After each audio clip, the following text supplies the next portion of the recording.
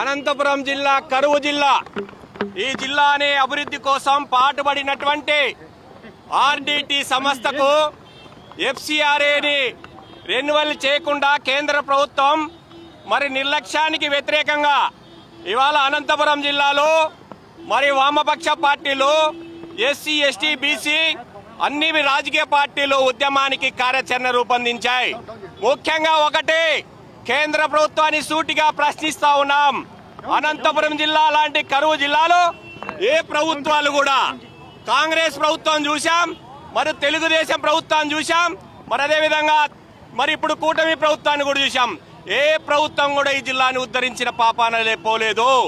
ఈ జిల్లాని ఉద్ధరించిందన్నా, ఈ జిల్లాలో అభివృద్ధి జరిగిందన్నా, ఈ జిల్లాలో వెనకబడినటువంటి వర్గాలు ఎస్సీలు కావచ్చు, ఎస్టీలు కావచ్చు, బీసీలు కావచ్చు, తదితర కులాలు ఇవాళ విద్యలో కావచ్చు, క్రీడలో కావచ్చు, మరి ప్రధానంగా ఇల్లు లేనటువంటి నిరుపేదలకు ఇల్లు కట్టించిందన్నా, రైతులకు మరి ఇవాళ కుంటలు తోవిందన్నా, చెరువులు తోవిందన్నా, ఇవాళ రైతులకు సంబంధించినటువంటి అన్ని రకాల పరికరాలను అందించి వ్యవసాయానికి తోడ్పాటు అందించిందన్నా, మరి ప్రధానంగా వైద్యం అనేది ఈ జిల్లాలో అందరికి కూడా మరి ఉచితంగా వైద్యం అందించిందన్న దమ్మున్నటువంటి సంస్థ ఆర్డిటి. గర్వంగా చెప్తా ఉన్నాం. అలాంటి ఆర్డిటికి ఎఫ్సిఆర్ఏ నిధులు మరి కేటాయించకుండా, దాన్ని రెన్యువల్ చేయకుండా ఇవాళ కేంద్ర ప్రభుత్వం ఆటలాడుతూ ఉన్నది. అనంతపురం జిల్లా ఉద్యమాల జిల్లా. ఈ జిల్లాని నుంచి హెచ్చరిస్తా ఉన్నాం కేంద్ర ప్రభుత్వానికి.